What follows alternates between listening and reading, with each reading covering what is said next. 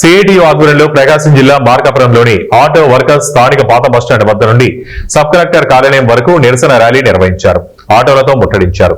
Auto workers ను ఆదుకోవాలని union నాయకులు డిమాండ్ చేశారు. స్త్రీ శక్తి పథకం ద్వారా నష్టపోతున్నామని ఆటో వర్కర్స్ ఆవేదన వ్యక్తం చేశారు.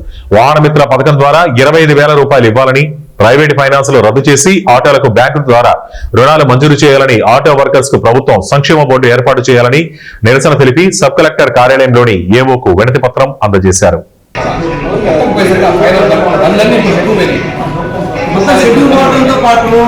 ఆటో కార్మిక రవాణా వ్యవస్థ మొత్తం కూడా కుదేలైపోయే పరిస్థితి సార్. ఫ్యాక్టరీలు కూడా కార్మికులు కూడా ఉపాధి పోయే పరిస్థితి. మార్కాపురం ఆటో రవాణా కార్మికులు సబ్ కలెక్టర్ కార్యాలయానికి అర్జీ ఇవ్వడం జరిగింది. ఈరోజు ప్రధానమైనటువంటి డిమాండ్ ఒకటే. ఈరోజు వాహన మిత్ర వల్ల 1వ తారీఖు 15,000 రూపాయలు వేస్తామని చెప్తా ఉన్నారు. మాకు అది ముఖ్యం కాదు.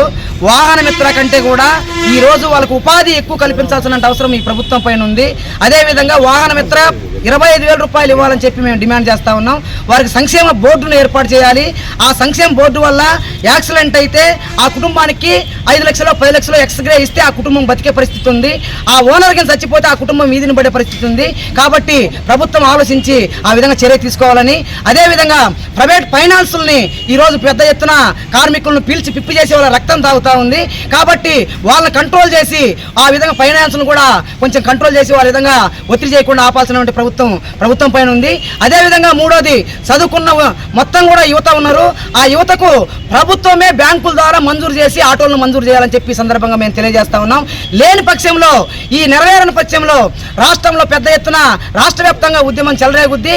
క్యాంపు కార్యాలయాన్ని కూడా ముట్టడించడం కోసం ఈ ప్రాంతంలో ఆటో కార్మికులు ముందంజలో ఉన్నారు. కాబట్టి దయచేసి మా ఆవేదన అర్థం చేసుకొని మా సమస్యలు పరిష్కరించమని చెప్పి సిఐటిగా మేము విజ్ఞప్తి చేస్తా ఉన్నాం.